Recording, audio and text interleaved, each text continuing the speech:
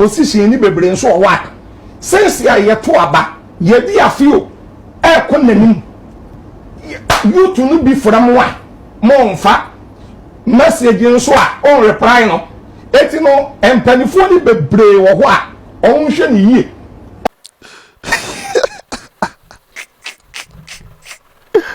Obuzo bo mo nyina wakwa band magana nsem TV so bo mo deso be like video no subscribe to the channel no turn on notifications say be next time the videos of this nature about so sabeti makabi na kumchacha na hey adudi nyame tiase ba o me nyame bedi nkonim da adudi nyame bedi nkonim da Abuzo bo mo deso be subscribe to the channel why now turn on notifications say be next time videos of this nature about so sabeti makabi na kumchacha na ekamu no kumchacha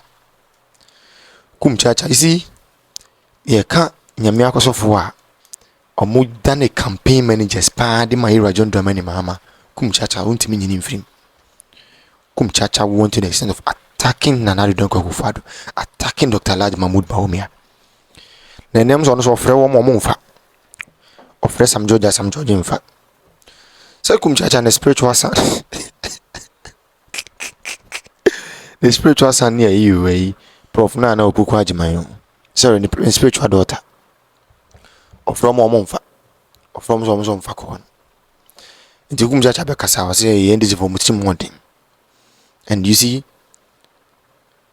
kamu mind pipit etwa so ya Ghana here kebe boy you see am Ghana for bibi bo say nti sebi asofo ni bi ya agenda de tia ba omia is it because nyame ne ka kire wo mo ana say na omo so de ombedi nti na omo so odwen ho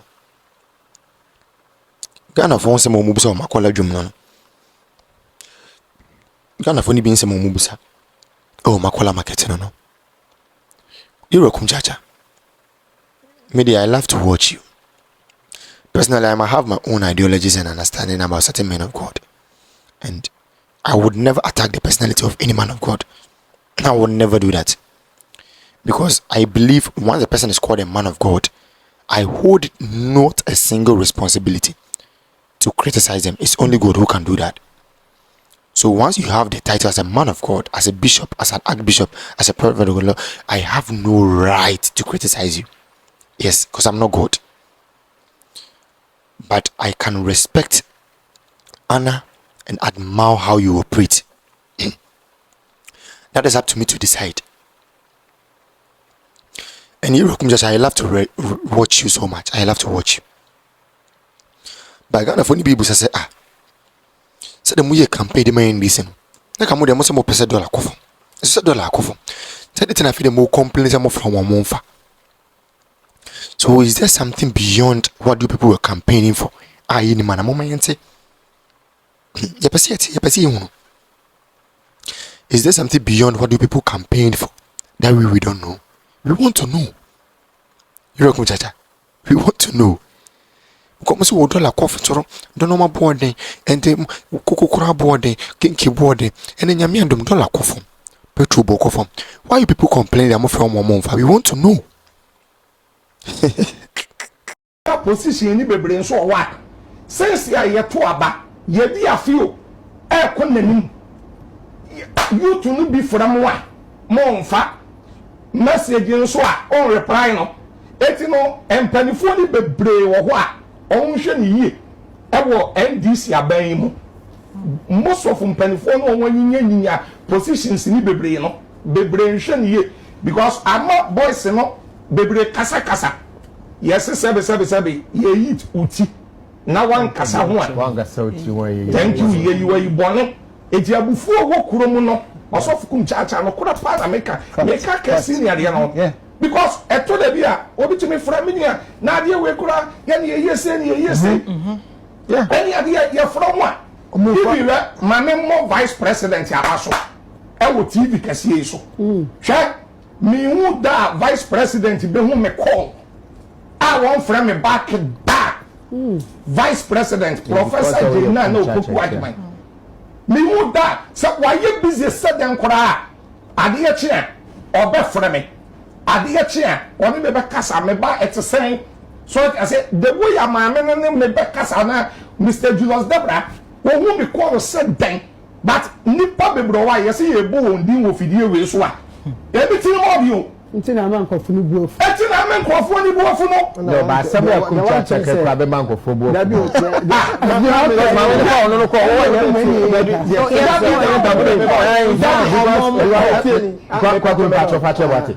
wo frɛ vice president of Falco wo frɛ chief of staff of Falco etino o bo ma ba so enkofo bi so from on so mfa wo so many am telling you the other why you mama nyi wa no won a won frɛ me a won di nem so mama no anya won amabo won din me kyerɛ mu sɛ won a won frɛ won fa no so metumi abo won din wo from Mofana. Obi so fresh agofo na Mofa. Ola kase. Said ye wo kasisi ase wo from ma Mofa. Obi hu mesko kra bia return ko. Ye wo kofo bon so me die for sa party na. Abi o so kokọ a. E bia ye return ana ko ye mfanti. No so betimi the program aye. Aba sa. Enye negative nko ase. Ye beka se wo mfa ye ko. But as say ye wo positive. It will be ya the pa me ye mo na baso. Bakum ya amofa course ni yede na mpese the problem ni say me ba o get to me mechanic negative nko a Mr. atona bia wo ka bia ma ekuo bi no mu a bibi se a nse wadaje but omu ye nuanom ye yerenom ye kununom ye papanom ye maamenom akyerɛkyerɛfo a wɔ Ghana dodoɔ na bɛ abosomi dumiɛnsa NDC aban timi ntwi omuka yewra mahama bosomi ba ko mienu miensa enan akwa du miensa ebi du ba ko ebi du mienu ebi du miensa President Mahama and the NDC government ye ntimi ntwi omuka anso ye se aban papa ba economic indicators ni nyina show say bibia ye dollar ba from petrol ba from akyerɛkyerɛfo where the money day? Wash. Yentimi ntuamuka.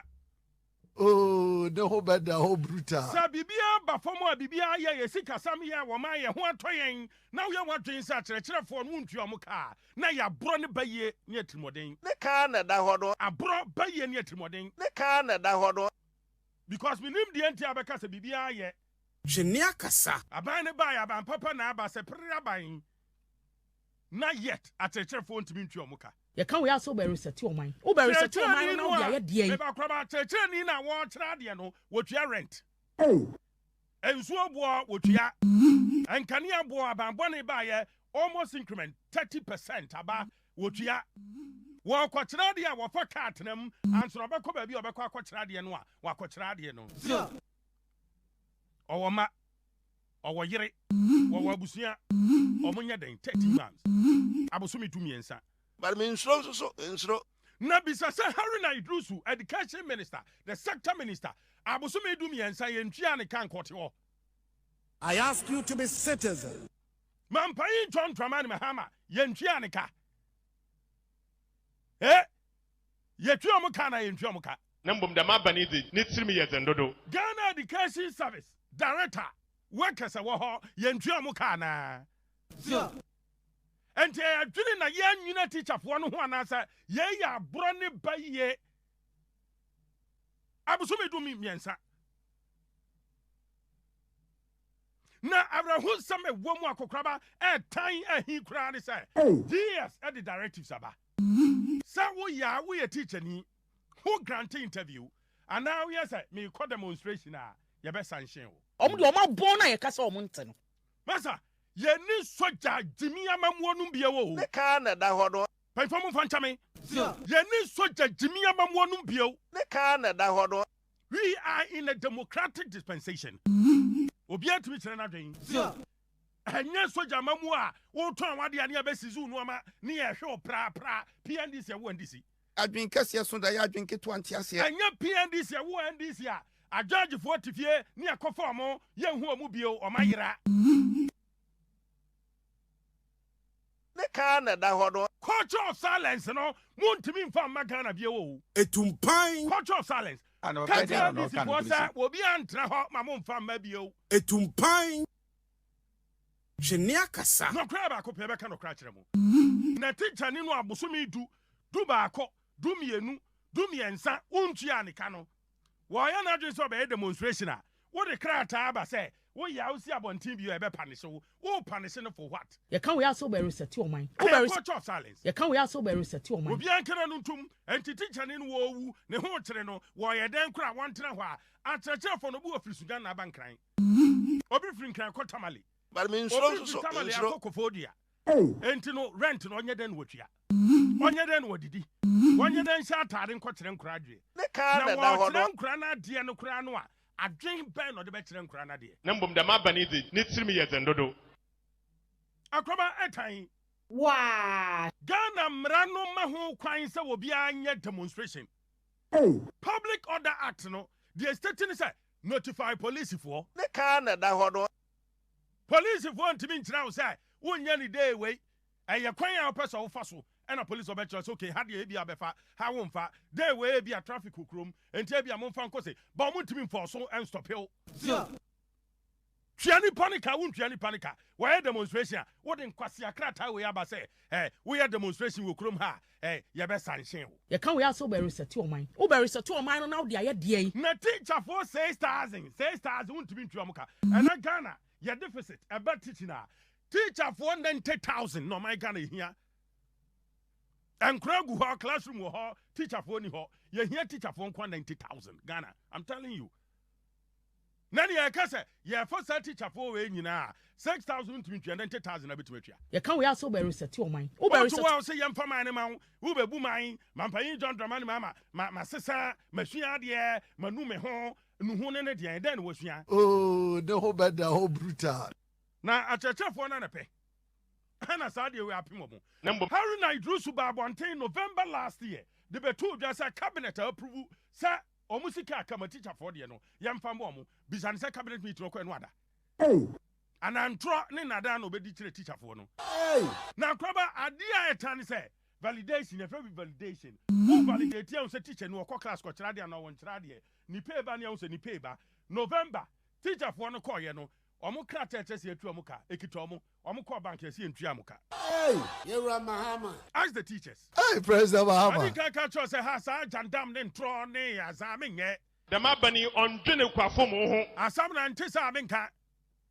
Uma me go do kra menka. Oh, the whole bad the whole brutal. Because he has some the ordinary Ghanaian. But mean so Krata so abai so watua teacher for ka. Teacher ni duru bank say hey, kokoko. Upe bi ani ha. November. Etumpan. Last year. Etumpan. December ebisi year. January the krata no kra ma no bank. Na ban fun aban kankan we yet ho ne asoso aban ne so na obi ayedin obi ankasa. You can we also be reset your mind. Who be reset your mind now the idea. Acheche for na ne pe. Yamfa nyon. ne ka na da ho no. NDC. Yenim some be sanka ya nye o. Umu bitimu odin papa. Emrantie me maba one da so gu from her struggling, calling you day and night. Mumfa. Na de mu ye. Emrantie kuma wa mudu wa mun kwato ho. Eje campaign na mo school sum. Wo propose yakọ. Yesi computer hwane so.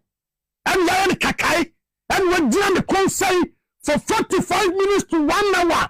Yesi en try call one bay and why. Morben. Na mun takate ho. Ha? O say me no se mun takase mu bese ya. Me kwaka bi pe yesi wotan no. Yati krom ha. Ementokwas enough. Nipa more than 3,000. Etumi kwa vehicles wa bra na okunsi ye. Nipa more than 3,000. Ni o interior minister te krom ha didi nom da. Ni woni me de ekoso. Look at a fine IGP like Christian Tete Ihono. Say, the among yen wo. Me say na national security for ya. E wo so mo pick intelligence e de bremo no. Aso jafo wɔn si akatua a mode ma wɔn at the end of the month as national security operatives 450 Ghana. Is it true? I am correct. Say soldier ni amafa ne so me national security ni. Mo so me so amoma ne 450 Ghana. Ni. Almost say na do woso. Now omo on the 15th of every month omo 1,500. Omo 1,500. Bosom ne kwa wiye no a 30th no omo 500 Ghana account. Na 2,000 Ghana. Omo NDC buy. Omo 450 cedis. Is it true? Say national security fui. Yes, party boys in go and mpodie. Omo say mo bokraten obi a. It is say national security for bia danelangas okruma. Obeti yes aban asase omo koso omo kofa. Na owura jeto no asesa nkrofo ne yakọ ne yakọ omo akopam omo na omo sakọ ha na omo sakọ ha na omo sakọ ha ene obekọ ba bia ye ba asase ho ba na obekọ koduru nala national security fo. Anano Animal Research Institute yakọ national security anano poku ase aban asase da we yakọ na nayi national security omo ne adwuma ye itibese koya adwuma no de atire because ye no kura dia na ye very bad and ye very sad and muntaka. What the hell is going on? Listen there abaya bapawa MMDCs. They are complaining bitterly. Ukwa yabepamo. It will be a deal not to. MMDCs. At a free airport, you are office at the Babes no market to Yakramai. In Tia Moka. In Tia Wamoka. And what you want to know. It is so big baho. No be who MMDC be. Nasa was so buanwa. Wako first carwa he. And the scanswa abane de banyano. Abane chred wamon fan kwaye. It